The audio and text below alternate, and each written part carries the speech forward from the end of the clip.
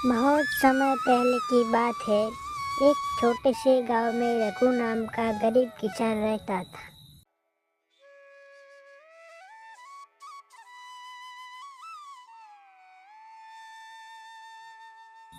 खेत में दिन रात मेहनत करने के बाद भी उसके घर में कभी अनाज पूरा नहीं पड़ता था, तो कभी पशुओं के लिए चारा भी नहीं मिलता था। रघु मेहनती और ईमानदार था, पर किस्मत हमेशा उसे रूठी रहती थी। गांव के लोग उसका मजाक उड़ाते थे कि इतना परिश्रम करने के बाद भी सुख समृद्धि क्यों नहीं आती। एक दिन रघु अपने बैल लेकर जंगल में लकड़ी काटने गया। वह बहुत थक चुका था, इसीलिए एक पेड़ के नीचे बैठकर आराम करने लगा। तभी उसकी नज़र झाड़ियों के बीच चमकती हुई किसी वस्तु पर पड़ी।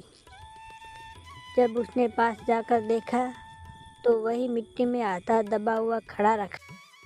रघु ने घड़ा उठाकर अपने घर ले गया। घर आकर उसने सोचा शायद यह घड़ा पानी रखने लायक होगा। उसने उसमें पानी भरकर रख खाना खाने बैठ गया, लेकिन जब उससे पानी निकलना चाहा तो उसकी आंखें फटी रह गई। घड़ा पानी से खाली हो चुका था, पर उससे अंदर गेहूं के दाने बाहर आने लगे।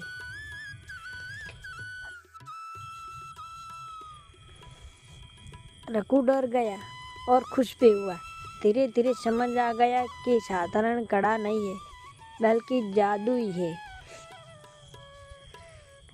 जब भी उसे कुछ डाला जाता तो उसे कई गुना ज्यादा लौटा कर देता।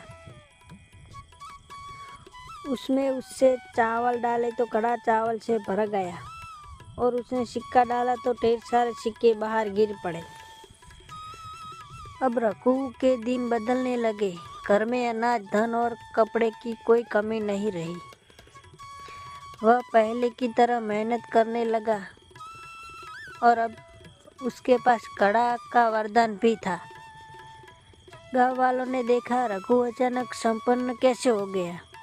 वह हैरान था कि किसान पहले 2 वक्त का भोजन नहीं जुटा पाता था, उसके पास सुख सुविधा कैसे आ गई। कुछ लोग उसकी मेहनत और तारीफ करने लगे, तो कुछ लोग इसकी ईर्ष्या करने लगे। इसी बीच रघु का पड़ोसी माधव, जो लालची और आलसी था, उसकी खुशहाली का राज जानने के लिए जासूसी करने लगा। एक रात उसी खिड़की से जानबूझकर देखा रघु एक घड़े में कुछ डालता और घड़ा उसी चीज कई गुना ज्यादा बढ़कर देता। माधव ने सोचा, अगर ये घड़ा मेरे पास आ जाए तो कभी काम करने की जरूरत ही नहीं पड़ेगी। अगले ही रात माधव ने मौका पाकर वह घड़ा चुरा लिया। वह बहुत खुश हुआ और तुरंत उसमें सोने का सिक्का डाल दिया। घड़े से सचमुच बहुत सारे सिक्के निकलने लगे। माधव लालच की ओर बढ़ गई। उसके सोचा, क्यों ना उसमें खुद ही कूद जाऊं, ताकि मेरा कई रूप ज्यादा बाहर निकल आए।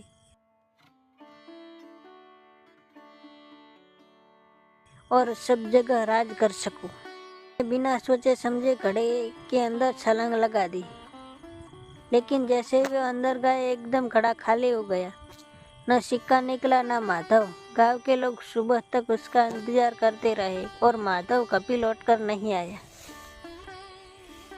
जब लोगों ने यह घटना पता चली तो वो समझ गए कि लालच हमेशा विनाश और की तरफ ले जाता है। रघु ने भी बताया कि ये घड़ा तभी वरदान है जब संयम और अच्छाई के साथ इस्तेमाल किया जाए। उससे घड़े प्राप्त और धन उपयोग सिर्फ उसके लिए नहीं, बल्कि पूरे गांव की भलाई के लिए किया। गांव में अनाज के भंडार बनाए गए और गरीब बच्चों के लिए अनाज दे दिया। धीरे धीरे रघु का गांव समृद्ध हो गया। लोगों के सम्मान देने लगे और लोग उसके सम्मान करने लगे। जादुई घड़े के कहानी में ये सीख देती है कि मेहनत और ईमानदारी के साथ सहयोग कोई वरदान मिल जाए तो उसका उपयोग सही करना चाहिए।